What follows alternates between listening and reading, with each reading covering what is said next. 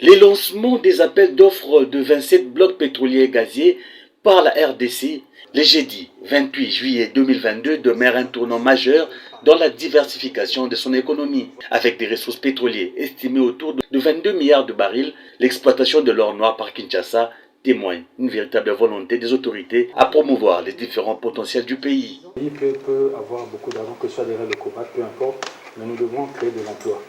Parce que actuellement, même par rapport à nos recettes, il y a un changement qui est là, qui est visible. Il y a une réalité. Quand quelqu'un ne travaille pas, même si aujourd'hui nous quittons je ne sais pas, 5 milliards à 100 milliards, cette personne ne va pas se retrouver parce que vous ne travaillez pas. Donc quand vous ne travaillez pas, vous ne gagnez pas. F. Bazaïba, VPM à l'environnement et du développement rural, présente à ces briefings, a tenu à rassurer sur le non-danger de cette opération face à la protection climatique.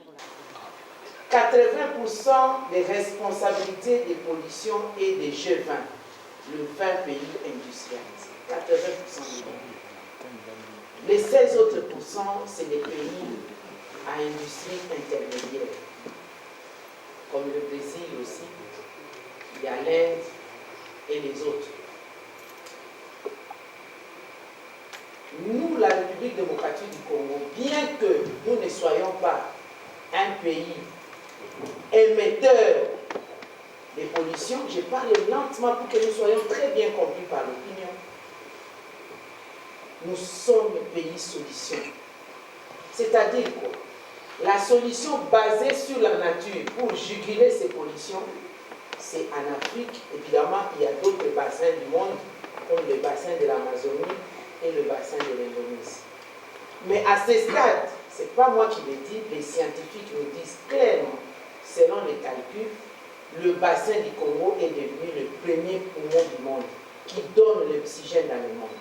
Donc nous sommes un des 10 premiers pays du monde qui fait en sorte que le monde respire aujourd'hui, parce que nous ne sommes pas responsables des pollutions, mais au moment où nous parlons, minute par minute, seconde par seconde, 24 heures sur 24, nos forêts qui constituent une solution basée sur la nature absorbent les pollutions émises par les pays industrialisés, notamment essentiellement les G20.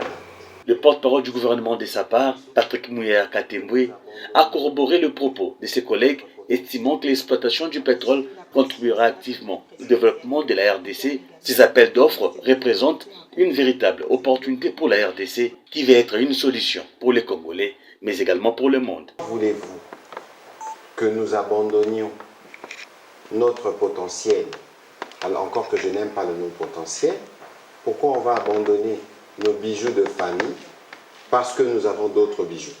Refuserez-vous de mettre le costume que vous avez aujourd'hui parce que vous en avez 10, 15 autres? C'est à vous, vous êtes libre d'en disposer autant que vous voulez.